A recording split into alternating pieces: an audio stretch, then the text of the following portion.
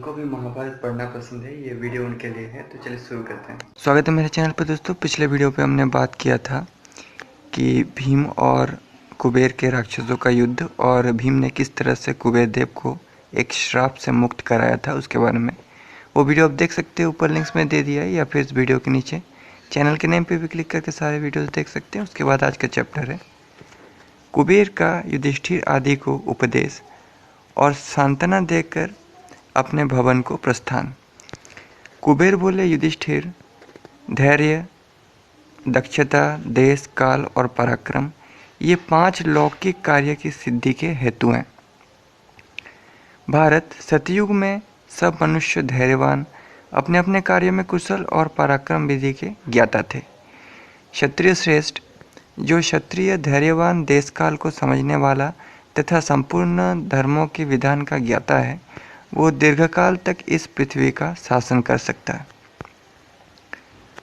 वीर पार्थ, जो पुरुष इसी प्रकार सब कर्मों में प्रवृत्त होता है, वो लोक में सुयश और परलोक में उत्तम गति पाता है। देश काल के अंतर पर दृष्टि रखने वाले वृत्तासुर विनाशक इंद्र ने वसुओं सहित पराक्रम करके स्वर्ग का राज्य प्राप्त किया है। जो केवल क्रोध के वशीभूत हो अपने पतन को नहीं देखता है, वो पाप बुद्धि पापात्मा पुरुष पाप का ही अनुसरण करता है। जो कर्मों के विभाग को नहीं जानता, समय को नहीं पहचानता और कार्य के वैशिष्ट्य को नहीं समझता है, वो खोटी बुद्धि वाला मनुष्य इहलोक और परलोक में भी नष्ट होता ही है। साहस के कार्य में लगे हुए ठग और दुरात्मा पुरुषों के उत्तम कर्मों का अनुष्ठान इस लोक और परलोक में भी व्यर्थ नष्ट प्राय ही है। सब प्रकार की सांसारिक सामर्थ्य के इच्छुक मनुष्य का निश्चय पापपूर्ण होता है। पुरुष रत्न युधिष्ठिर, ये भीमसेन धर्म को नहीं जानता है। इन्हें अपने बल का बड़ा अभिमान है। इनकी बुद्धि अभी बालकों की सी ही है तथा ये अत्यंत क्रोधी और निर्भय है। अतः तुम इन्हें उपदेश देकर काबू में रखो। तो नरेश्वर, अब पुनः तुम यहाँ से राजर्षि आष्टेय के आश्रम पर जाकर कृष्ण पक्ष पर शोक और भय से रहित होकर रहो। महाबहु नरश्रेष्ठ, वहाँ अलका निवासी यक्ष तथा इस पर्वत पर रहने वाले सभी प्राणी मेरी आज्ञा के अनुसार गंधर्व और किन्नरों के साथ सदा इन श्रेष्ठ ब्राह्मणों सहित तुम्हारी रक्षा करेंगे। धर्मात्माओं में श्रेष्ठ नरेश भीमसेन यहाँ दुस्साहसपूर्वक आए हैं। ये बात समझाकर इन्हें अच्छी तरह मना कर दो, जिससे ये पुनः कोई अपराध ना कर बैठे। राजन, अब से इस वन में रहने वाले सब यक्ष तुम लोगों की देखभाल करेंगे, तुम्हारी सेवा में उपस्थित होंगे और सदा तुम सब लोगों के संरक्षण में तत्पर रहेंगे। पुरुष रत्न पांडवों, इसी प्रकार हमारे सेवक तुम्हारे लिए वहाँ सदा स्वादिष्ट अन्नपान प्रचुर मात्रा में प्रस्तुत करते रहेंगे।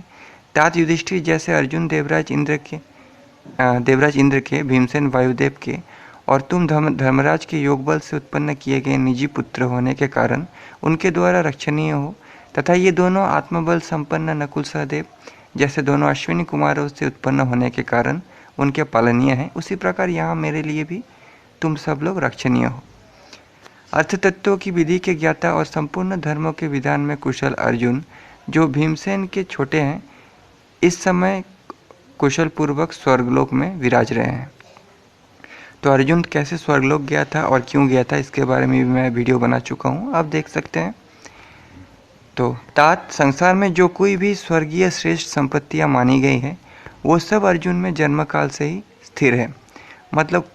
मतलब कि उतना नॉलेज और उतना गुण जो एक पुरुष में होना चाहिए। अमित तेजस्वी और महान सत्यशाली अर्जुन में दम, इंद्रिय संयम, दान, बल, बुद्धि, लज्जा, धैर्य तथा उत्तम तेज, ये सभी गुण विद्यमान हैं, सद्गुण। तो कुबेर जी अर्जुन के कैरेक्टर के विषय में बता रहे हैं। पांडुनंदन, तुम्हारे भाई अर्जुन कभी मोहवश निंदित कर्म नहीं करते। मनुष्य आपस में कभी अर्जुन के मिथ्या भाषण की चर्चा नहीं करते हैं।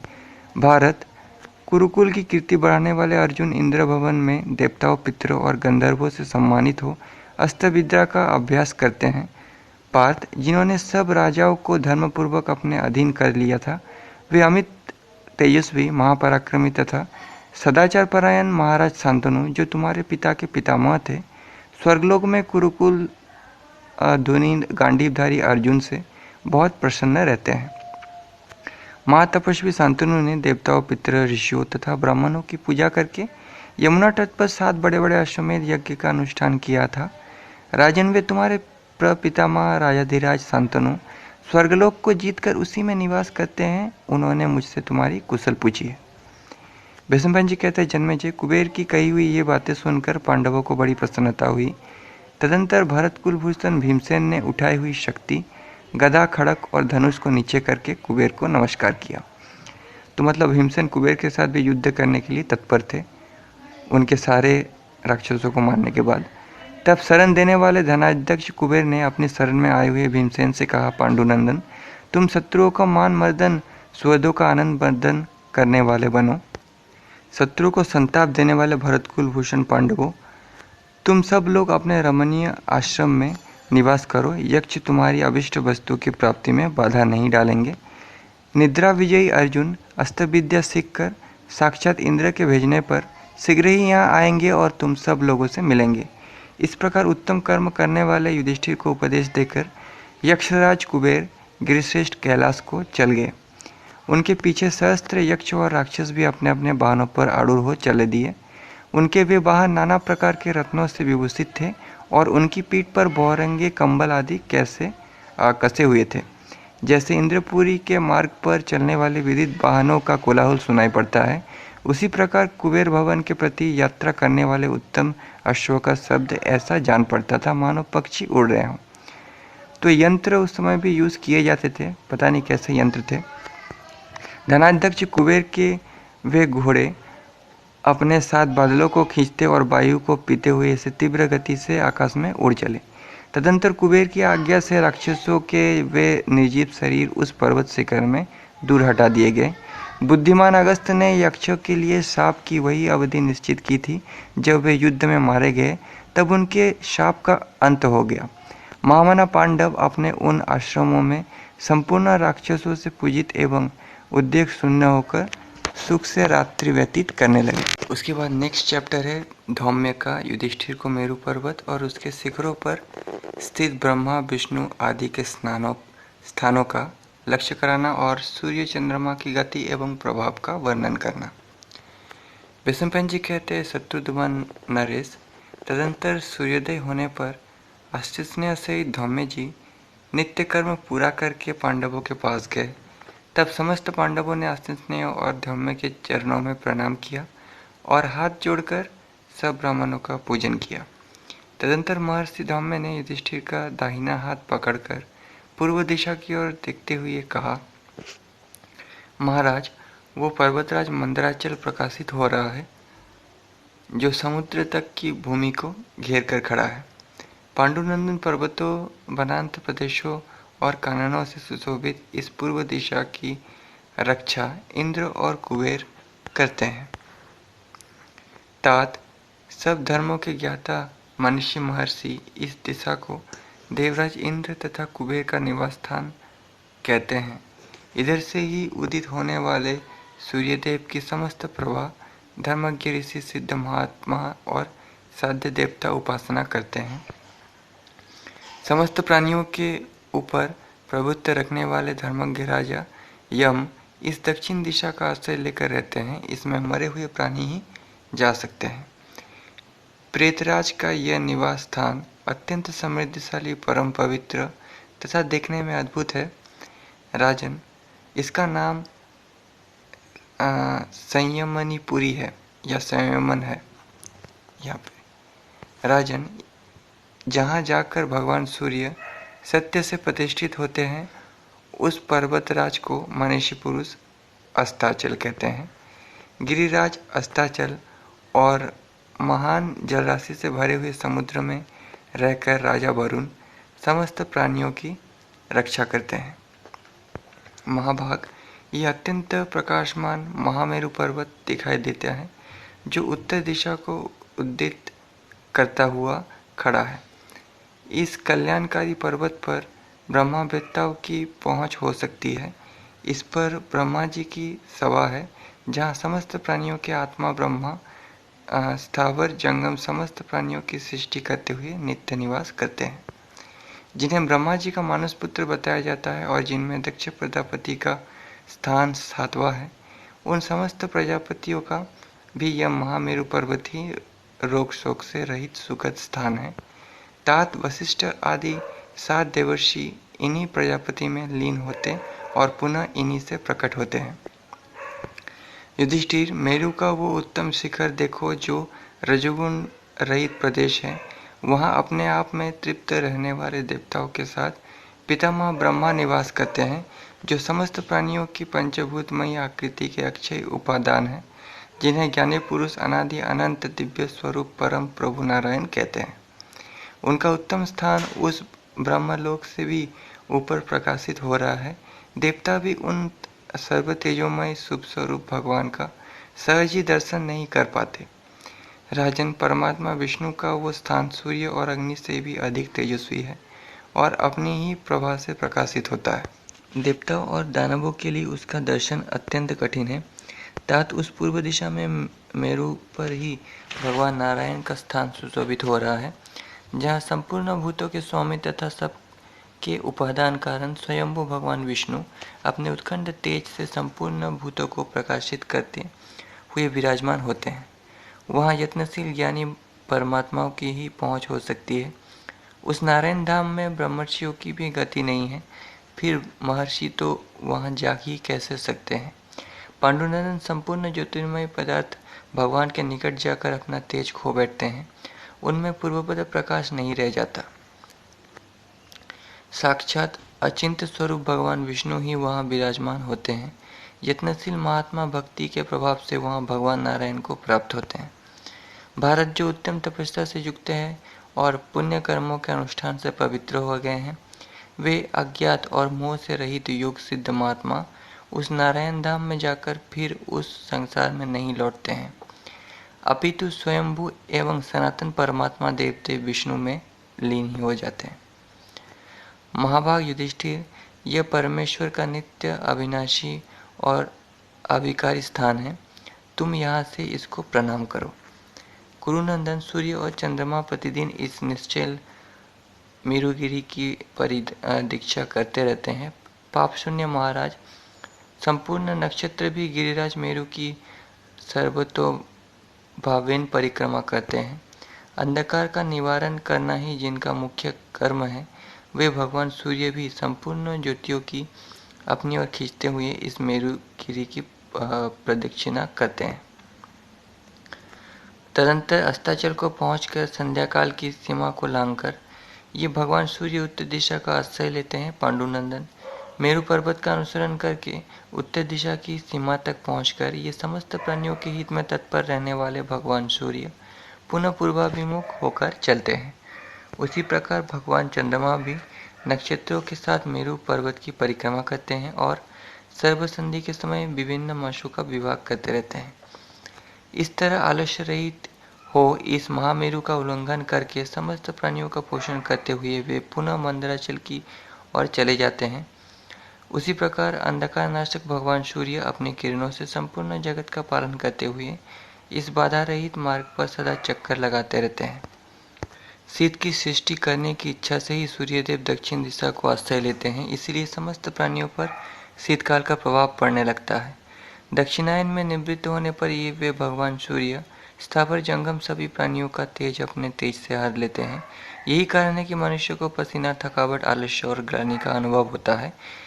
यथा पानी सदा निद्रा की ही बार बार सेवन करते हैं, इस प्रकार इस अंतरिक्ष मार्ग को आवृत्त करके समस्त प्रजा की पुष्टि करते हुए भगवान सूर्य पुनः वर्षा की सृष्टि करते हैं।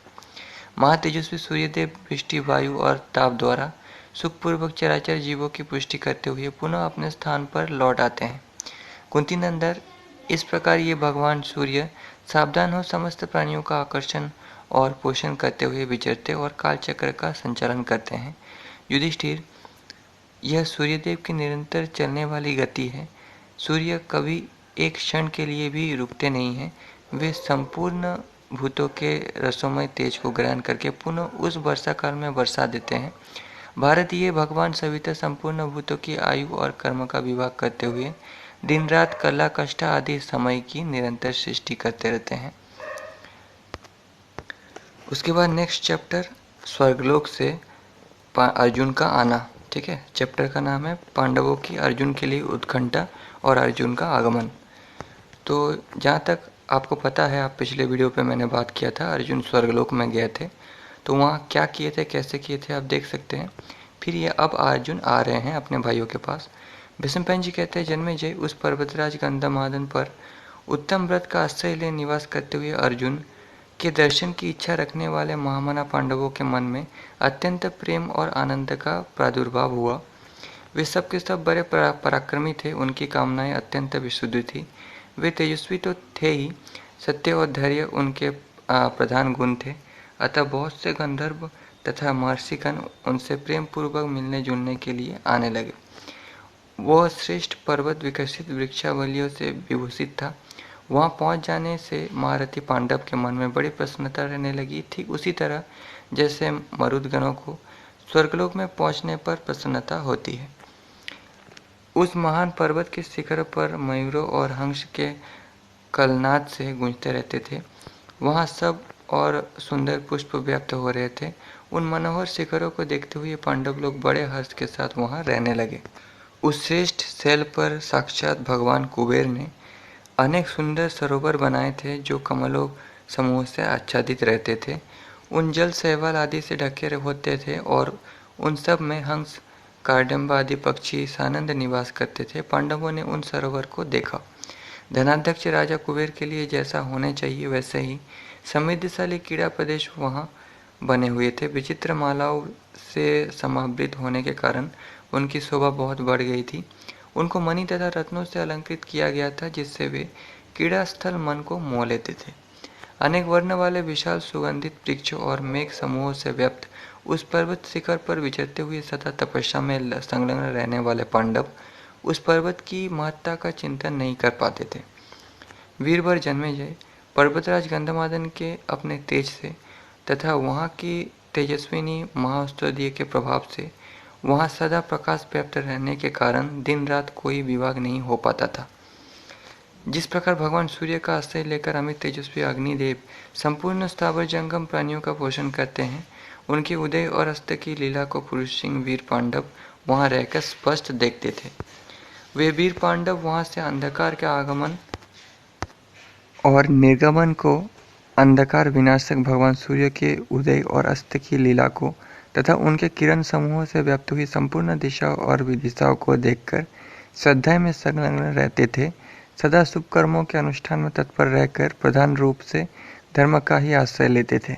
उनका आचार व्यवहार अत्यंत पवित्र था। वे सत्य में स्थित होकर सत्यव्रत परायण महारथी अर्जुन के आगमन की प्रतीक्षा करते थे।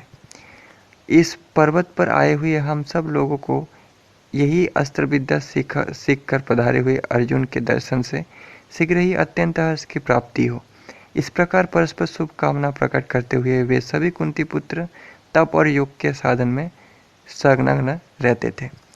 उस पर्वत पर विचित्र वन कुंजों की शोभा देखते और निरंतर अर्जुन का चिंतन करते हुए पांडवों को एक दिन रात का समय एक वर्ष के समान प्रतीत होता था। जब से धौम्य मुनि की आज्ञा लेकर महामना अर्जुन सिर पर जटा धारण करके तपस्या के लिए प्रतिष्ठित हुए थे, तभी से उन पांडवों के मन में रंच मात्र भी हर्ष नहीं रह गया था। उनका मन निरंतर अर्जुन में ही लगा रहता था। ऐसी दशा में उन्हें सुख कैसे प्राप्त हो सकता था। गजराज के समान मस्तानी चाल से चलने वाले वे अर्जुन जब बड़े भाई युधिष्ठिर की आज्ञा लेकर काव्य वन से प्रतिष्ठित हुए थे, तभी समस्त पांडव शोक से पीड़ित हो गए थे। जन्मेजय अस्त्र विद्या की अभिलाषा से देवराज इंद्र के समीप गए हुए सेतवाहन अर्जुन का चिंतन करने वाले पांडवों का एक माह उस पर्वत पर बड़ी कठिनाई से व्यतीत हुआ। इधर अर्जुन ने इंद्र भवन में 5 वर्ष रहकर देवेश्वर इंद्र से संपूर्ण दिव्यास्त्र प्राप्त कर लिए। इस प्रकार अग्नि, वरुण, सोम, वायु, विष्णु, इंद्र, पशुपति, ब्रह्मा, परमेष्टि, प्रजापति, यम, धाता, सविता, त्वष्टा तथा कुबेर संबंधी अस्त्रों को भी देवेंद्र से ही प्राप्त करके उन्हें प्रणाम किया। तदंतर उनसे अपने भाइयों के पास लौटने की आज्ञा पाकर उनकी परिक्रमा करके अर्जुन बड़े प्रसन्न हुए और हर्षोल्लास से भरकर गंधमादन पर आए। तो दोस्तों ये थी आज की चैप्टर। आशा करता हूँ पसंद आया होगा। मिलते हैं अगले चैप्टर पे अर्जुन का गंधमादन पर्वत पर आकर अपने भाइयों से मिलना। तो इसके बारे में अगले वीडियो पे बात करेंगे। तब तक के लिए धन्यवाद।